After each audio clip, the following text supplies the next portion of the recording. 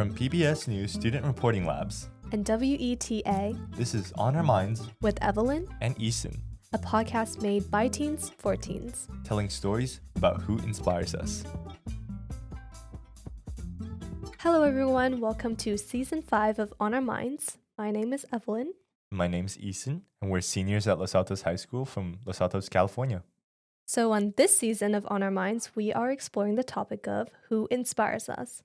And this is important because our environment really shapes us. And as teenagers, we're trying to find out who we are and what defines us. Yeah, sometimes it's super hard to put into words why someone inspires you, but when we try to tell those stories, we realize how impactful the people around us are. In all episodes, we'll share not only our experiences, but also stories made from students from around the country. Yeah, so for this first episode, we'll explore how our friends influence us. Yeah, and we're first going to share with you a story made by Sakeenah and Tanya from Aurora, Illinois.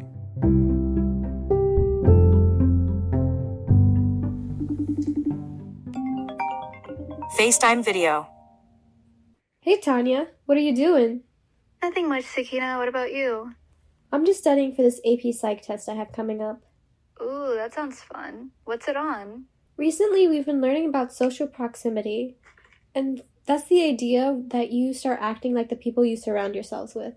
For example, if all your friends start wanting to eat cake or candy, you would want to eat cake or candy too.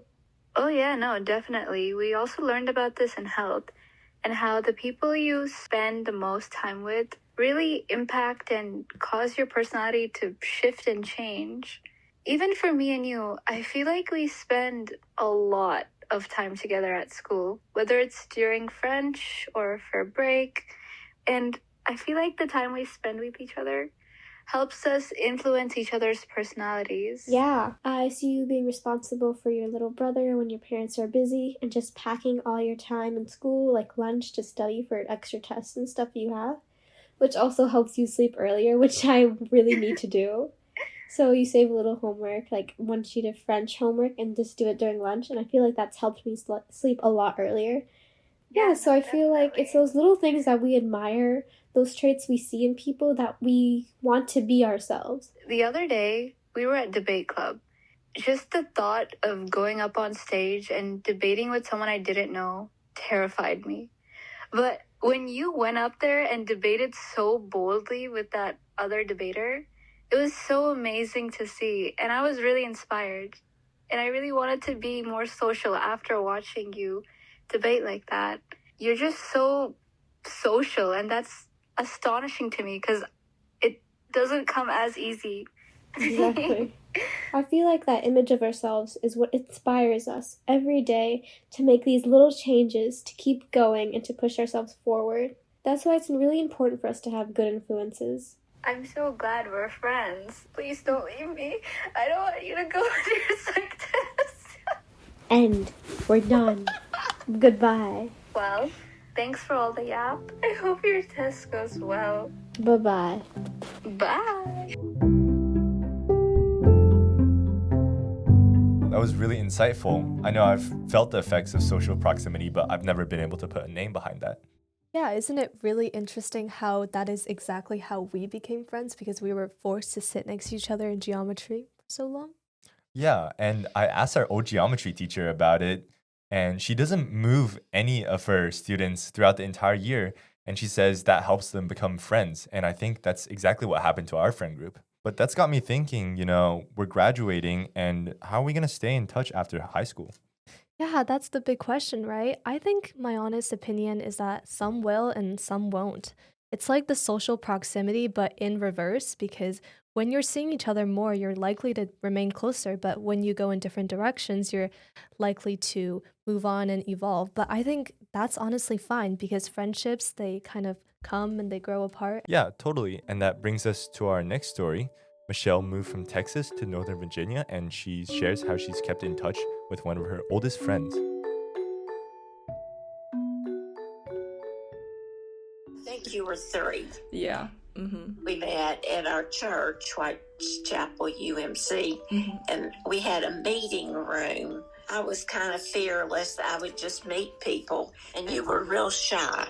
You were standing by your mom by the donut table. So that's really how we met. That's Sue.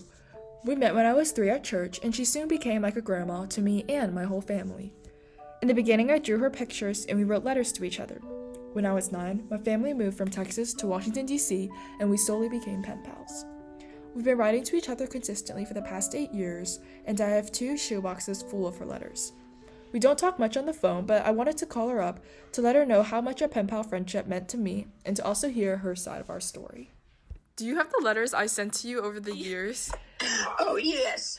I have a box. Okay, shall we read some? Sure. Dear Sue, how has your day been going? I just had my roller skate show. I had a lot of fun fishing with Bill. We were very happy when I caught a medium fish for the first time. We were all looking for the fish. Next up, piano show. This cute hedgehog or porcupine is loaded with a bouquet of flowers to help you celebrate being 12. If only we could ride on his back and surprise you for your birthday. We hope your day is as awesome as you are. Enjoy every minute, cherish your family and friends, and make beautiful memories. We certainly cherish so many memories with you and our Texas life. I'm glad to be reminded of that. Dear Michelle, happy birthday! You are a treasure. We treasure you and your friendship. We have made so many memories together. One of my favorite was the butter churning with Mina and Nicole. When Nicole came, Yes, yeah. the butter, and I kept baking rolls, and I realized later, maybe that night, that we didn't actually have dinner. We just had rolls and butter, and I think raspberries. It was a good time. It was a good time. I always remember that.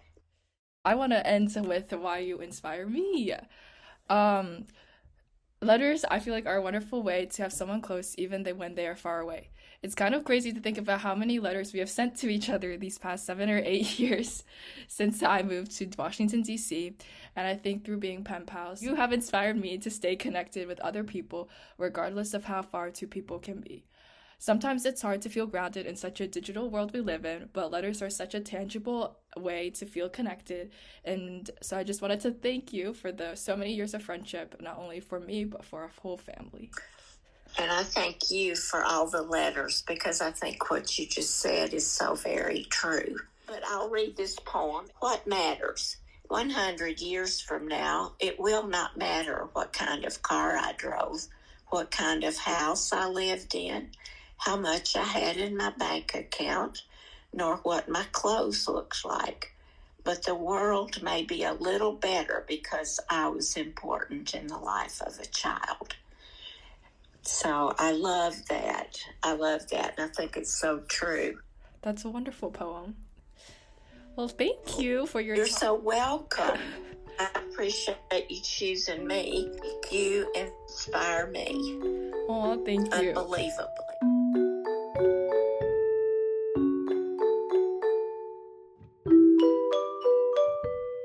Wow, that was a very heartwarming story. That was so sweet. Yeah. Oh my God. Now I really want a Sue in my life. I want a pen pal. Yeah. Well, audience, you heard it here. Evelyn, reach out to Evelyn. She needs a pen pal. You're funny. Well, that reminds me of this one close friend I have where for the past few years, we've been exchanging birthday letters every year. And it's so cool to watch each other grow in these letters from like when we were, 12, 13 to when we're adults now. Yeah. And I think besides that, Michelle's story is also like a great reminder how friends can be honestly any age. I think it's great to have friends that are older than you. Like I have friends that text me about how their college is going, and it's first of all, it's like a preview of what my college life is going to be like. It's exciting, and it's honestly just helping me. They're guiding me through college, and I'm trying to be that for some of my lower classmen friends too, guiding them through high school and giving them advice. That's so nice of you, Eason. That's so nice of you, Eason. She just explodes. Wow. Well, on next week's episode, we have a special conversation with an author. Her name is Dr. Joy Harden Bradford, and she talks about sisterhoods and friend circles.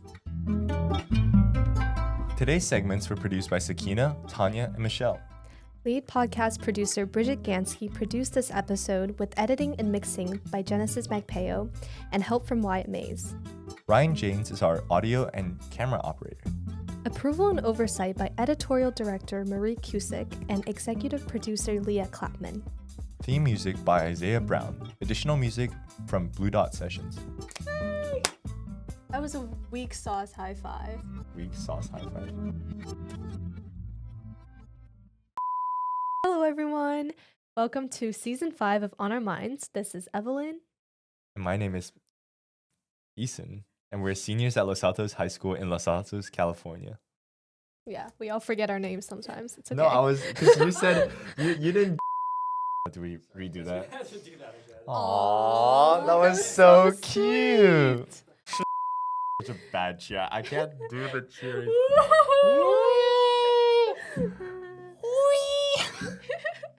We're just not normal. Can you just high five each other? Okay.